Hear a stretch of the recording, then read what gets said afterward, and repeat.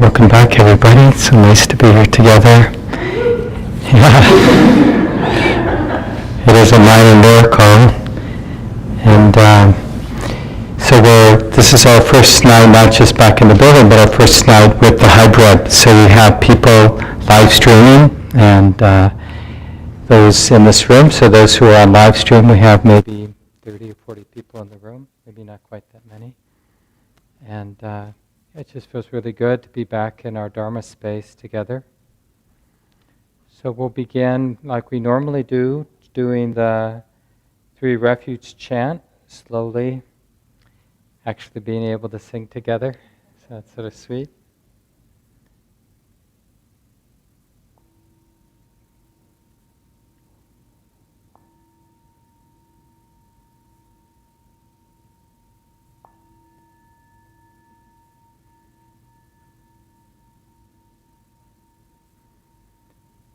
Buddhaṃ saraṇaṃ gacchāmi,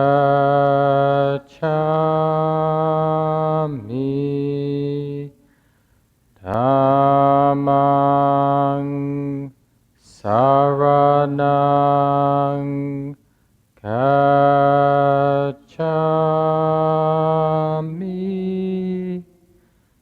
Sanghaṃ saraṇaṃ gacchāmi,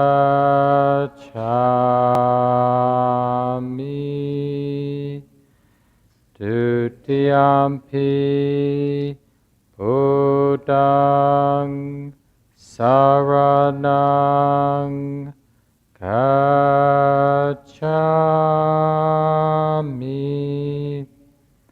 Dutiyampi Dhammaṃ saraṇaṃ gacchāmi,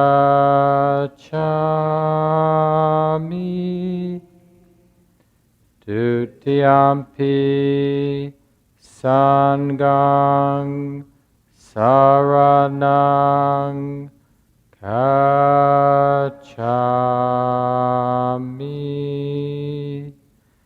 Tatiyampi Buddhaṃ saraṇaṃ gacchāmi,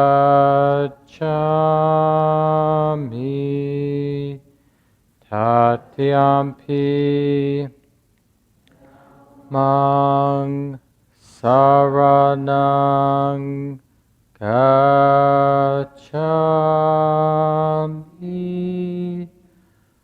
Tatiyampi Sanghaṃ saraṇaṃ gacchāmi.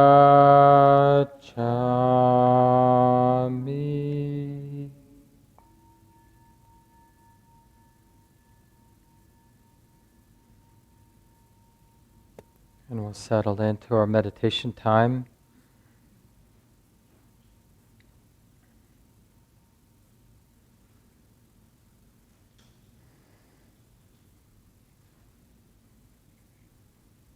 We can be grateful for the body, the sitting and breathing body.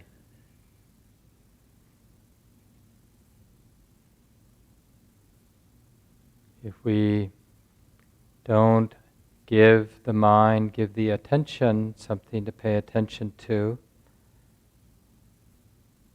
then likely, due to the force of habit, we'll worry in ways we're conditioned to worry, plan in ways we're conditioned to plan, fantasize, speculate, problem solve.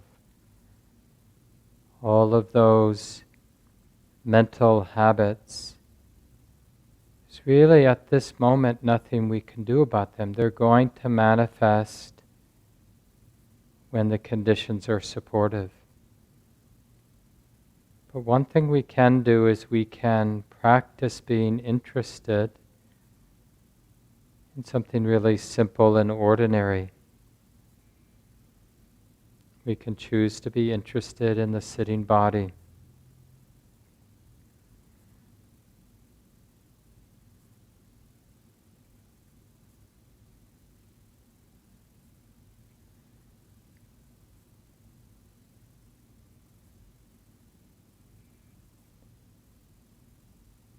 relaxing and trusting both the complexity of what you're feeling now in the body. Maybe it's actually safe and okay to be feeling what we're feeling.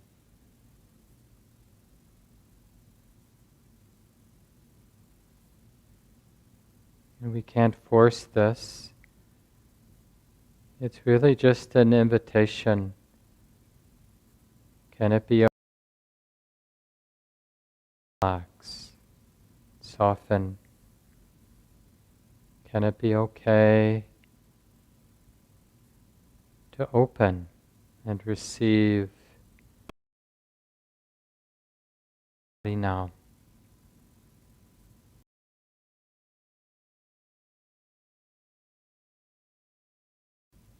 It just makes it all the more obvious how the mind, the attention gets tugged in this direction and that direction, and how the mind gets lost in thought repeatedly.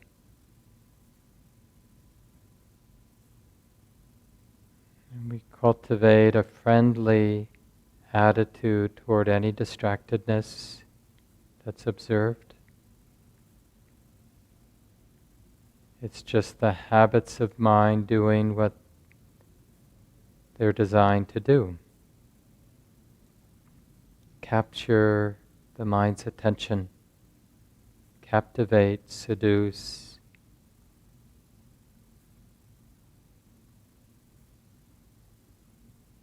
And with our practice, we're noticing that whole process of the mind getting seduced and drawn in and lost for periods of time in the mental proliferation. And then noticing the side effect or the after effect once wisdom realizes that I've been lost in thought. You might feel the entanglement, the tension in the body and the mind. And we want to relate to that also in a friendly way. Frustration and judgment, they don't help.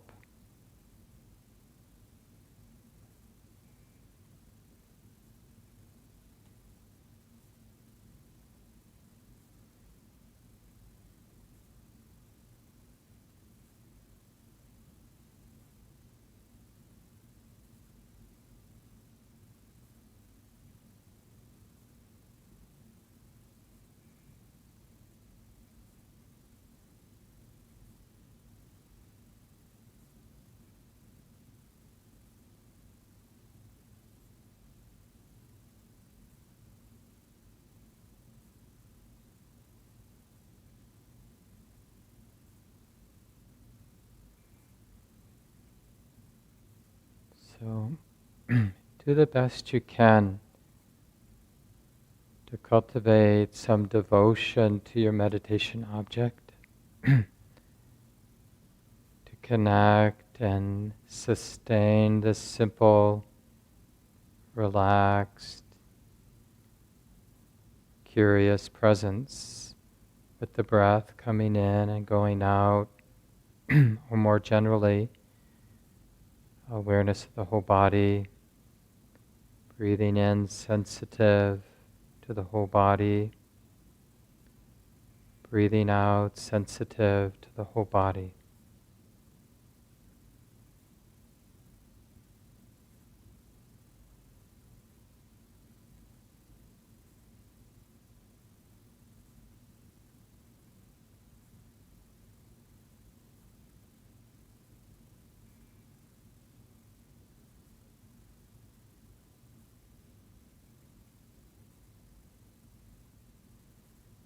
And we can simply study this one aspect of the mind to the degree that there's some stable, continuous awareness of the meditation object. Then we feel that unification, that coming together of the mind, of awareness, the non-scatteredness, the non-diffuseness of the mind. And to the degree that the mind's distracted or tugged, pulled here and there, seduced by these mental habits to worry and plan and fantasize, then we'll notice what that's like. The scatteredness, the dissipation of the energy of the mind, the tension, or whatever effects there are when the mind is more distracted. And so we'll let this be our study tonight. Non-distraction and what that's like, distractedness and what that's like. And we'll continue in silence for a while.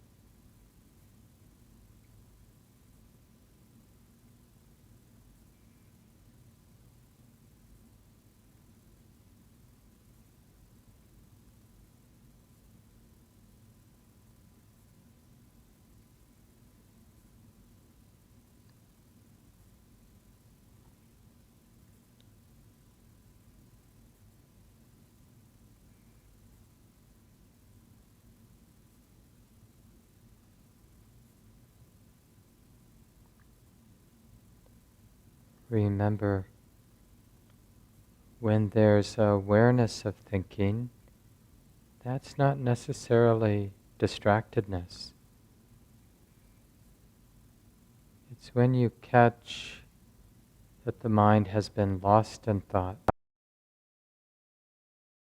not aware. And just be really curious about that and what's left over. No need to judge.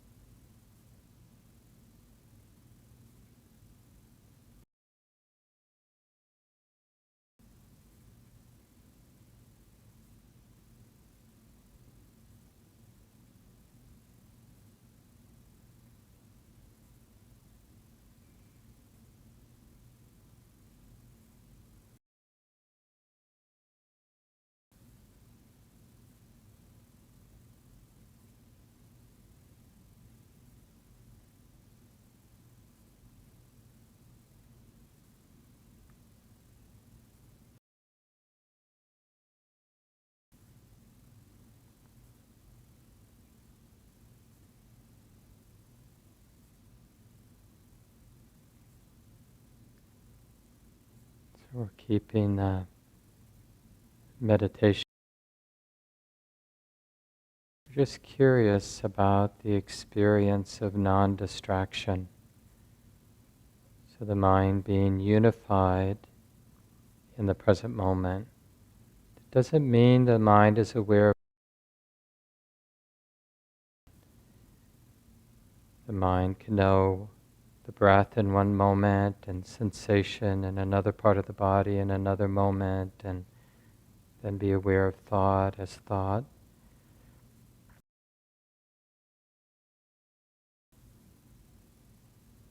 So that we're getting clear about the experience of non-distraction versus the experience of distractedness.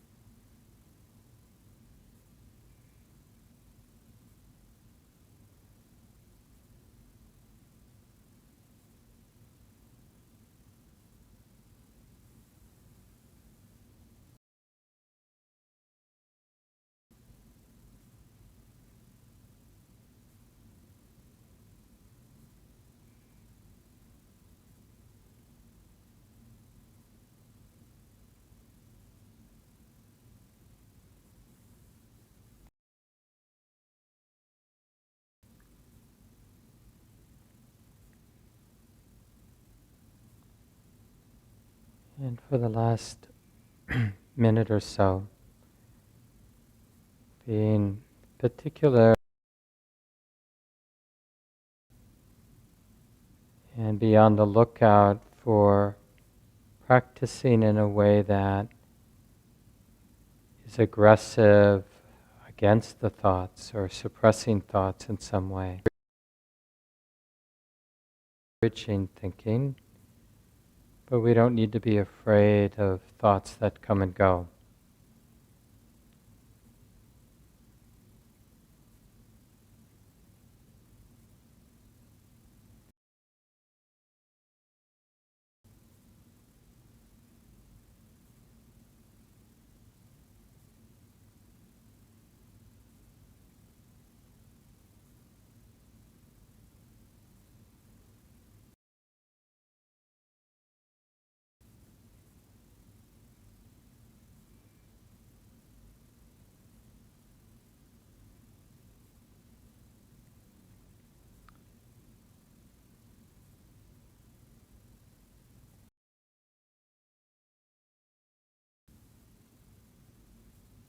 the primary skill we hope to develop during these 6 weeks is how to be aware of the mind and see what can be learned.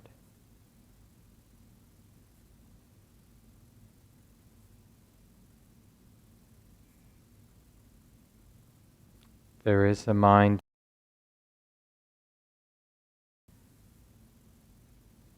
How's it doing in this moment?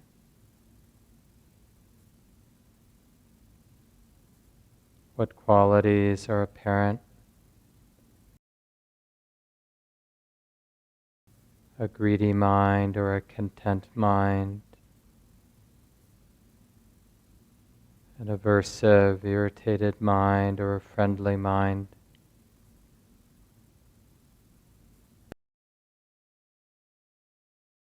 Is distracted? The mind is dull or not dull? Restless or not restless?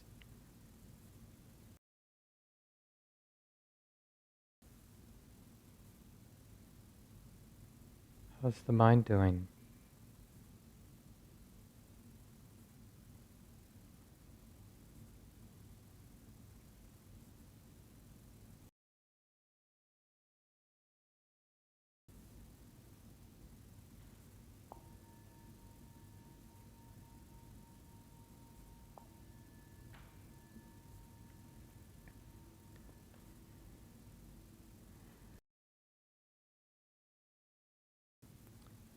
Take a moment, adjust the body as you need.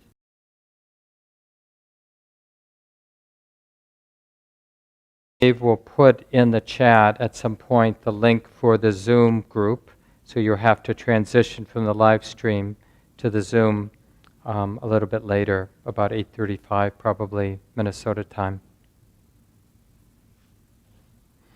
And during those small groups, I'll just mention, of course, it's a time for you to share what you've been learning from your own study and your own practice. But just a heads up as I share a little bit to begin with. We're just, maybe you noticed in the email that I sent, but one person in the group, they've been doing these little drawings as they're getting to know the different mind states. And it's really that, you know how it is if you've learned another language, or if you're a scientist and you've learned the language of that particular science, or you're an artist and your particular craft or art form, you know that vocabulary.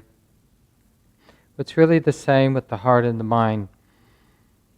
If we don't have a vocabulary, if we don't have a way of recognizing, we tend to remain oblivious. And so part of what the Buddha does with this teaching from the Satipatthana Sutta around mindfulness of the mind is just give us a map that we can use to start to recognize how's the mind doing? What's the mind doing now? What's the quality of the mind, the shape, the texture of the mind? So part of what we're learning to do is to be interested in the mind, to look at the mind, to be interested in it. So that's something you can just share in your small groups tonight. And part of that is just feeling, wherever you are in this, but beginning to feel empowered that you can actually do this. You can use the mind to turn inward.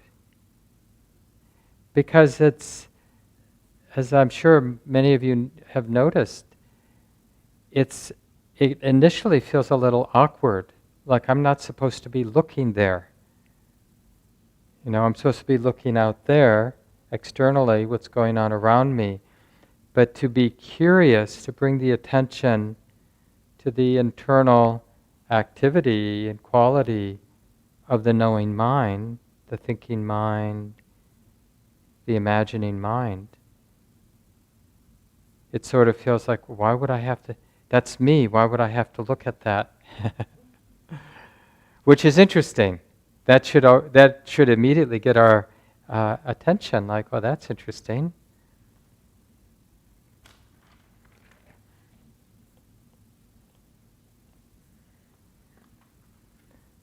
I wanted to share a little bit from one of my teachers, Sayadaw U Tejaniya, this Burmese Buddhist monk and meditation teacher. He has just, I've been collecting, I have a Google document where I'm collecting Sayadaw's teachings on thinking. And he writes, or said, "Don't feel disturbed by the thinking mind. You are not practicing to prevent thinking, but rather to recognize and acknowledge thinking whenever it arises." And another short passage, "If you are not aware, you cannot know that you're thinking. The fact that you recognize that you're thinking means that you're aware. It does not matter whether thinking stops or not. It's more important that you understand whether your thoughts are skillful, unskillful, appropriate, inappropriate, necessary, unnecessary." And a couple more. "One thing you need to remember and understand is that you cannot leave the mind alone." Right? Because if we leave it alone, what's going to happen? The habits are going to do what the habits are, lawfully designed to do. It needs to be watched constantly. If you do not look after your garden, it will overgrow with weeds. If you do not watch your mind, defilements will grow and multiply. The mind does not belong to you, but you're responsible for it. And one last one. I would like practitioners to get to the point where they realize that without focusing or paying attention, the nature of knowing is happening. Is that true now? Without you or me doing some dharma thing or meditation thing, there's knowing right now. And then he continues, he says, they are too busy, they meaning us, we are too busy thinking we are practicing. They need to step back in order to see what's happening.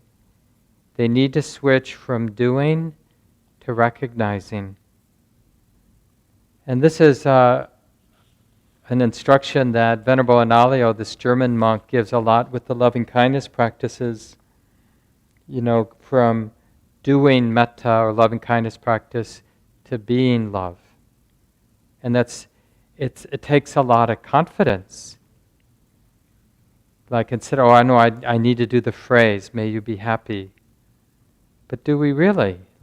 Do we need that phrase in order for the wish, the generosity of that love to be there in any moment, like even this moment?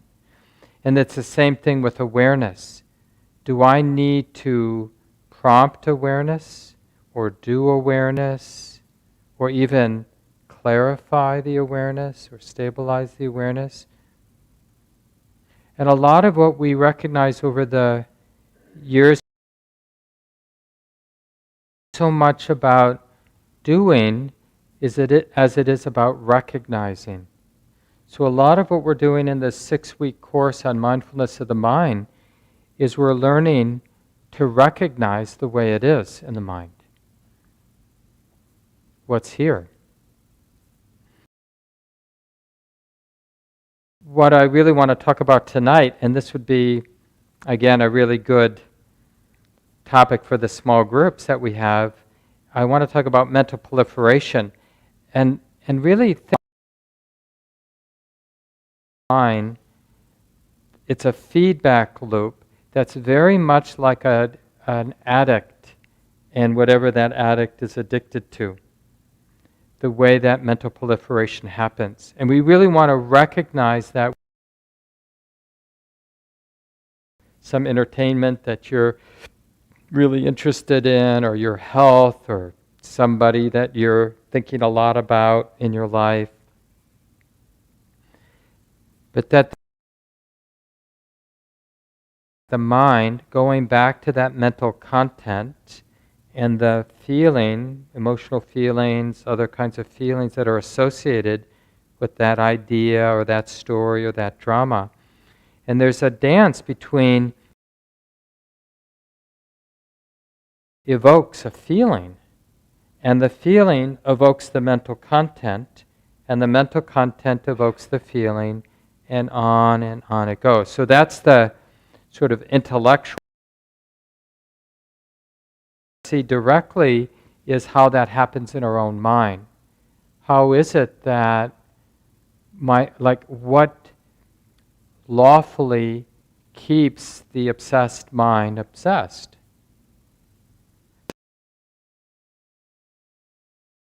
How much time today each of us spent thinking about this, worrying about this, planning about this, fantasizing about this, right? I mean, if we really, like you do, I don't know about your time, I get a report from my iPhone. You know, your usage has gone up by this %. These are how many hours.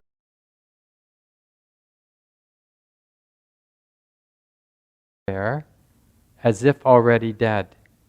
Some of you know this passage from the Dhammapada. Mindfulness, being awake, being vigilant, like visual as in the mind illuminated, is the path to the deathless, is the first part. Those who are negligent, distracted, lost in mental proliferation, are as if already dead. Because there's no space in the mind, no space for wisdom and love, really, because the mind's in that closed, addictive loop. It would actually, we'd become very dedicated practitioners if we did get that, like you get with your iPhone today. Because basically what we'd be getting, the report would be, you had 24 hours, but you were only alive for 2 hours. And the rest of the time, you were lost. And it was like 10 seconds here, a minute there, a second here. I don't know if it would even add up to a couple hours. It'd be very interesting. And I think some of you have heard me say, this is really the telltale sign of our practice really deepening, is we have a more honest appraisal of how much we're lost in thought. So I want to share a story. I mentioned these stories when I gave a similar talk in January this year, so some of you might have heard this, but one of the very well-known characters at the time of the Buddha was this cousin of the Buddha who ordained and became a monk and practiced well and eventually became one of the awakened ones, Onoruda, Venerable Onoruda. And he is in some of the better-known stories from the time of the Buddha. And he had a really powerful mind and developed a capacity for good concentration and even evidently had some psychic abilities. But he had mental proliferation. It's kind of reassuring that somebody with gifted meditation practice suffered from mental proliferation like the rest of us. So let me share 2 stories from the early discourses. So this is a time when he went to see one of his teachers, Sariputta, the chief disciple of the Buddha and a really important teacher for the nuns and monks and lay people at the time of the Buddha. And so he sat down after paying his respects to his teacher, Sariputta. So the Buddha was his teacher as well, of course, but Sariputta was also a respected teacher of his.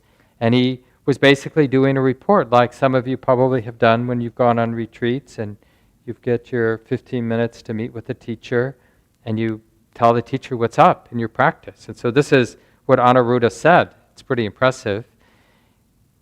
He says, here in this world, Sariputta, with my psychic eye, my deep practice, purified, surpassing that of ordinary men, I can see the 1,000-fold world system.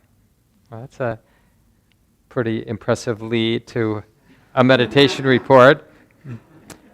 Strenuous and unshaken is my energy. Mindfulness is set up in me untroubled. Right? So my mindfulness doesn't waver. My body is calmed, not perturbed. My mind is collected, one-pointed. Yet, for all of that, my heart is not released from the outflows, right? The obsessive, flowing out of greediness and irritation and aversiveness and distractedness. These are the outflows, conceit and fixed views. My heart is not released from the asawas, that's the Pali phrase, without grasping. So he's checking, it's like, seems like my meditation is pretty together. I got a lot of samadhi, but I still notice the outflows. I'm still grasping. And so his compassionate teacher, Sariputta, says to him, well, Onoruda, as to your statement about seeing the thousandfold world system, that is just your conceit. As to your statement about being strenuous and unshaken and so forth, that is just arrogance.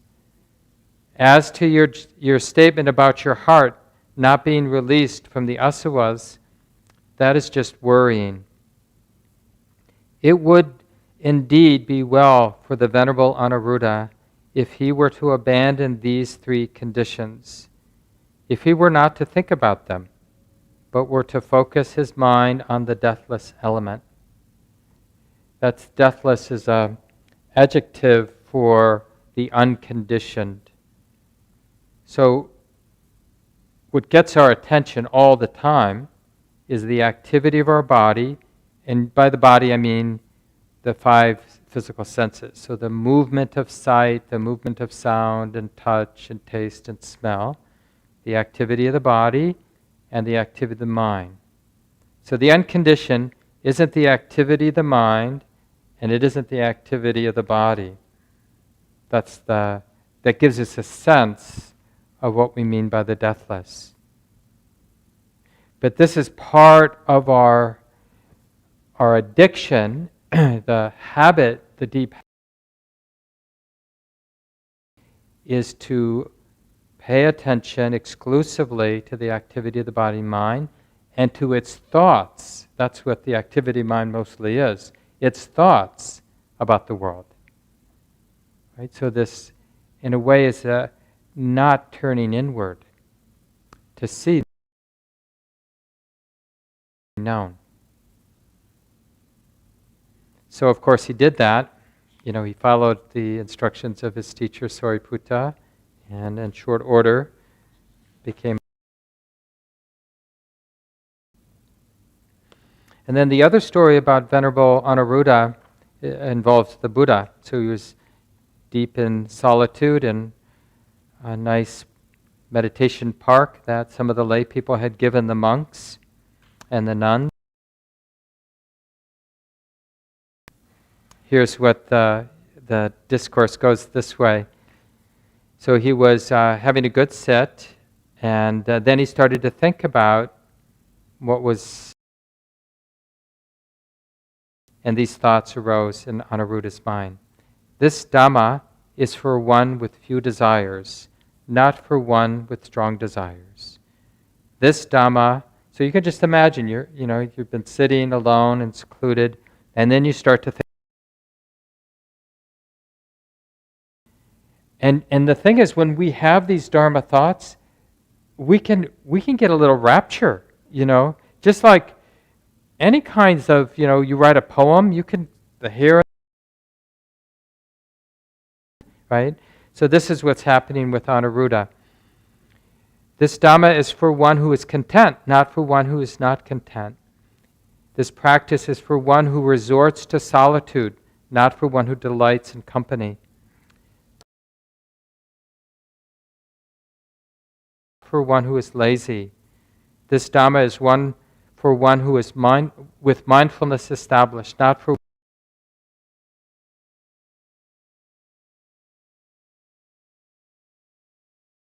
concentrated. This Dhamma is for one who is wise, not for one who had his psychic powers too, evidently, and he was practicing far away, but he kind of picked up on mental proliferation in his student, Onoruda. So the Buddha appears before Onoruda.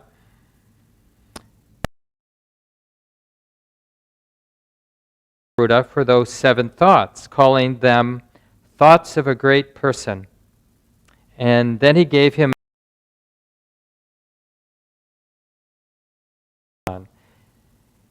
The eighth thought of a great man, the Buddha said, what do you think the eighth thought that a great man or a great person would have?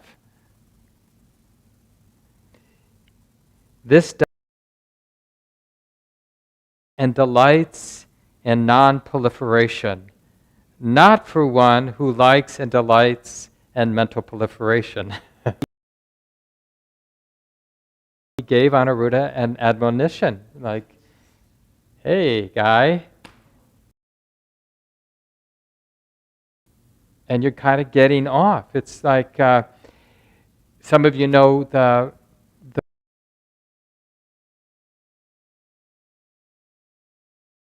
and oh, I'm so happy. And then all of a sudden, you kind of they're sort of tripping on their own joy. I don't sense that they're connected to me, even though seemingly what they're excited about is this good thing that's happening in my life, but they're sort of in their own space, kind of. This is the thing, the mind can self-stimulate. It can have a thought. Same thing with scary thoughts. We've all done this with scary thoughts too. I mean, we don't need a horror film.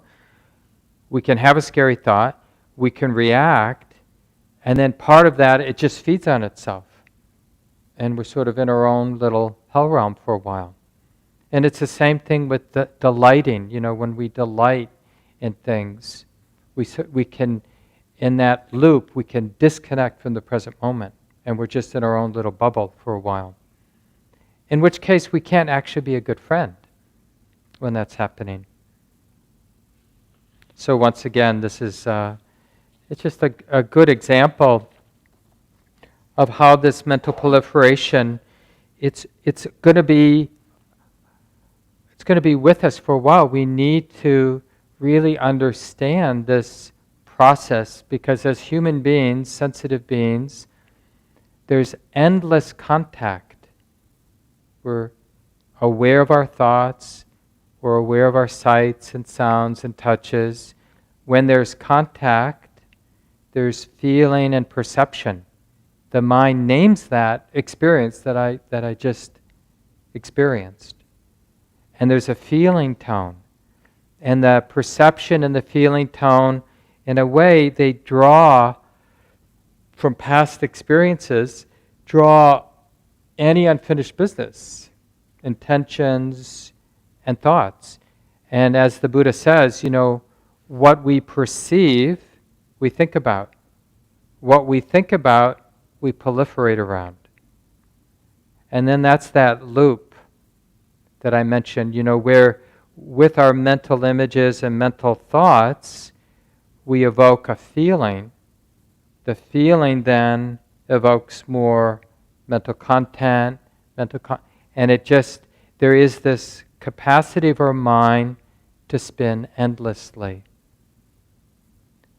I mean, wouldn't it be revealing and useful if, we each took, and you can do this in your small group tonight, a couple minutes, and we found one or two things we've been obsessing about for more than a couple decades. Something that happened long ago that for whatever reason still has some momentum in our mind, maybe some interaction between us and a sibling, or our first love, or whatever it might have been, our first big time humiliation, or the fish that got away, or whatever it was, the lover that got away, and just that particular loop that the mind likes to revisit. Where a good place to notice some of these is right in those moments before you fall asleep at night. Because often in that kind of place before we slip into sleep, the mind will pick up something that it's proliferated a lot around. Not generally something really charged, because then you won't fall asleep, but just something that it's very comfortable, like an old pair of jeans, very comfortable thinking about. It knows the territory really well. Okay, I just, and I notice I don't have very many dramatic dreams, but a lot of my dreams are just like doing ordinary stuff, solving problems. Okay, there's a problem. You know, I don't know if it was last night or the night before, but it was like I did it through high school and college. I worked a lot in food service, you know, just like mopping and washing dishes, just those sort of low-paying jobs that people do when, you know, trying to get themselves through college. And so those streams come up, just like there's a bunch of dishes that need to be washed. And it's like strategizing, okay, I'll soak these, I'll do, you know, and it was like, the other night, it was just like, oh, there's like a big party, I don't know, it's like a catered thing, and I have to clean up. And there's like food everywhere on the floor. We're just like shoveling and throwing it away. And it's not like a horror dream, it's just like strategizing, problem solving. You know, that kind of obsessive, the mind likes to solve problems. And it's sort of, that's how this mind fills up space. I concoct a problem, and then I solve it. And it's like comfortable territory.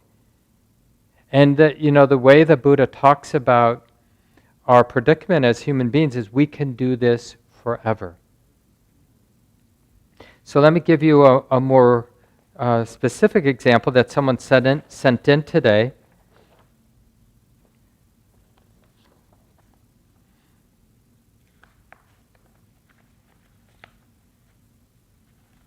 I appreciate, and people are welcome to send in questions.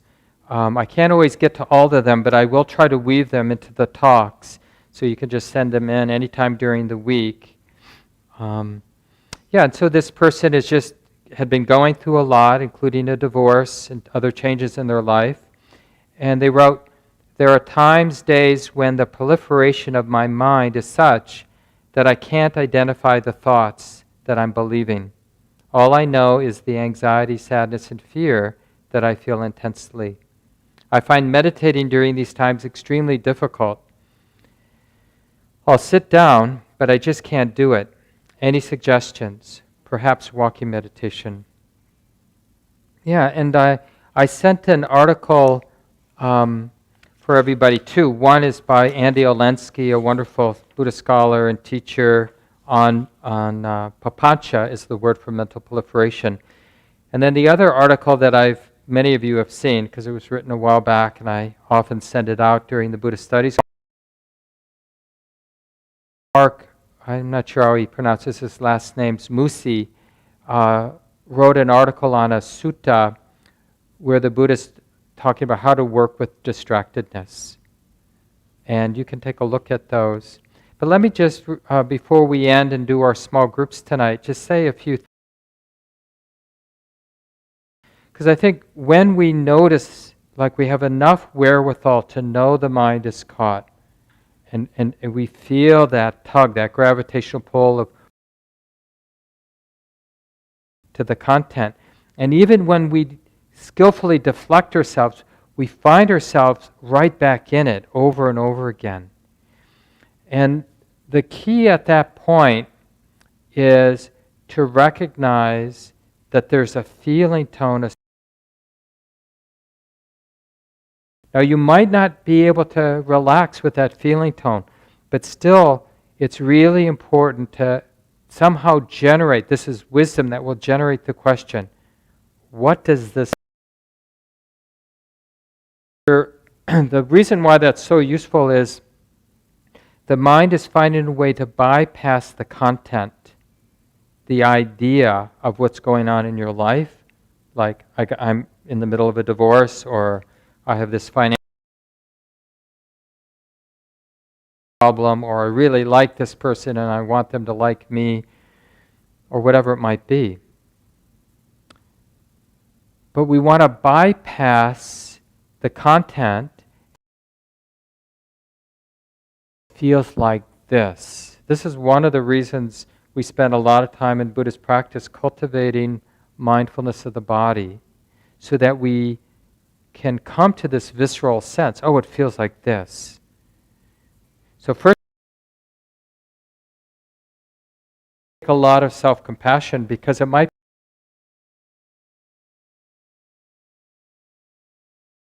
sweetness of walking and seeing and hearing sound creates enough space that I don't feel overwhelmed by the feeling that I'm feeling that's associated with that obsessive pattern, whatever that scary thing might be. But there will be times, maybe just for short times, when you can stabilize present moment awareness with the feeling. Then, when we have an honest and inclusive and stable and curious awareness of, oh, it feels like this. It might be wormy, it might that anxious sort of wormy, but there's enough confidence. Yeah, it feels like this. I feel like I want to bolt, but I'm okay. Just relaxing, feeling it. Then, because the mind's not reacting to the feeling tone, then it can start to see, because the habit of thinking, the obsessive pattern, that loop, it's going to be there. It won't be front and center because the feeling tone's front and center, but we'll see it in the periphery of the mind. And we'll see it for maybe the first time that it's just nature and not self. Because what is so spellbinding about these patterns is it seems like I'm trying to really help myself. That's why I'm thinking about this. It's really hard to break that wrong view, which is why we because the impulse is, I know I'm hurting, so I'm going to try to take care of myself. I'm going to figure this out. And when we're identified with being a hammer, everything looks like something that needs to be pounded. And so when we're identified with this thinking process, then everything that arises in our life looks like something to think about. Because thinking is obviously a very important tool in human life. It's not like we want to stop thinking or that we need to stop thinking. And thinking is very useful in dharma practice. There's a big part of dharma practice that is a skillful use of thinking. Like how to direct the mind back to the present moment. We almost always use thought. How we remember that we value these teachings, right? And how we build energy to do the practice, it almost always involves thought. There's so many skillful uses for thought. But it shouldn't be running the show. So wisdom runs the show, but wisdom isn't our thoughts. Wisdom is, in the way we use it, is really an intuition that arises out of the cumulative experience of our life. And to do that, the thing about thinking is that it categorizes and compartmentalizes, but real intuitive wisdom comes when things aren't sort of divided up or fragmented. You know how it is, like there's all these stories, like when Einstein figured out the theory of relativity, was when he wasn't thinking about it, right? And this is, we hear about this, and hopefully you've seen this in your own mind, like you're trying to remember somebody's name, for example. Well, a trick is you just get absorbed in something else, because the mind already knows there's an intention to remember that person's name, and the mind already knows that it knows that person's name. But the way the mind is categorized, it doesn't have a route back to that bit of information. So intuitive wisdom really comes out of the whole. And this is the great thing about the thinking mind learning its place. And to really to do this course where we're studying the mind, observing the mind right at the mind, we have to break the spell of mental proliferation. It isn't about thinking about the mind. That's why, when you're washing dishes or walking, so actually you might learn a lot more about mindfulness of the mind in those ordinary moments rather than when you're meditating. And one of the tricks when you're meditating, like I tried to suggest in the sit tonight, is to use anchor. And just be with that anchor. Because you'll notice the mind in the periphery. But being really tethered to awareness of the breath coming in, awareness of the breath going out, or awareness of the whole body as you're breathing in, awareness of the whole body as you're breathing out, or even hearing as an anchor. First of all, it's the mind that's knowing the anchor. We're never not having a moment of the mind. This right now, right, is being known in the mind. So this moment actually is expressing or manifesting the shape or texture or qualities of the mind. We're never actually having an external experience. It's always mind. But we're fooled by that. We're fooled by the habits of the mind. So that's just some, and we'll come back to this question that this person raised. They're just giving a personal example of something difficult having happened, and the thinking mind can't let it go. Because it doesn't know what to do with the pain except to think about it. And then the mind misses that a lot of the pain, a lot of the contraction and fear is actually due to the ineffectual proliferation than to the actual predicament. As I think it was Sylvia Boorstein says, and the real tragedy is we get addicted to the drama even though it hurts so much. But we still like the intensity because it makes us feel real, which is the feeling we're afraid of losing. Because we don't understand, like not feeling real. So I'll leave it here so we can have our small groups. And for those who haven't been in the Buddhist Studies, and Dave, go ahead if you have.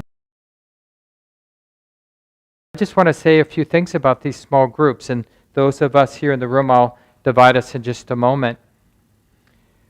But really just to treat these groups of 3 or so people as a sacred space. Introduce yourselves and just appreciate. And we can talk about the nature of the mind and the nature of suffering and the nature of the heart and what we're learning. Really, regardless of the you introduce, it's nice for one person to volunteer to go first, and then somebody to volunteer at a time, about 3 minutes per person. The idea in these groups is just to be in your experience the 3 minutes. Even if they have a serious pregnant pause and there's 30 seconds of silence, that's okay. Because we should know how to hold that silent space and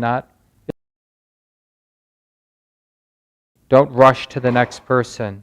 Because after 20 seconds or 30 seconds, that person might have more to say if they still have more time. And then thank them after they're done sharing. Go to the next person after everybody's had a chance to share. Then clarifying questions if you didn't understand something somebody said, or you want to say something that relates to what somebody said, that's true in your own life, something like that. But we avoid in these small groups. Just hear them. You can talk about your own practice, that's okay, and it may be related, and it may be really useful for that person, but your intention isn't to teach them or to give them advice. That's really what's said in these small groups in confidence. So again, anything you've been learning from your study and practice this last week, but in particular, anything of your own personal patterns where you've gotten caught, what have you done, what's helped, what hasn't helped, and then this more profound thing of observing the mind right at the mind. Like you're a human being who has some What have you learned? Or what are you finding difficult in that interest, wanting to observe or get to know the mind at the mind? So people who are on, click that Zoom link that Dave put on. And by the way, that Zoom link is also on our calendar. So if you look at the Buddhist Studies program, you can also find that Zoom link. And then Dave will meet you in that Zoom room and divide you into groups of 3. You can come back for a moment and say goodnight, just like all of us will come back. And so I'll say goodnight to the people on live stream. Hope to see you next Monday evening. And for this, 10, maybe 25 people. All right. So 8 groups. So let's count off by 8. You want to start, Charlie? 1, 2, 3, 4, 5, 6,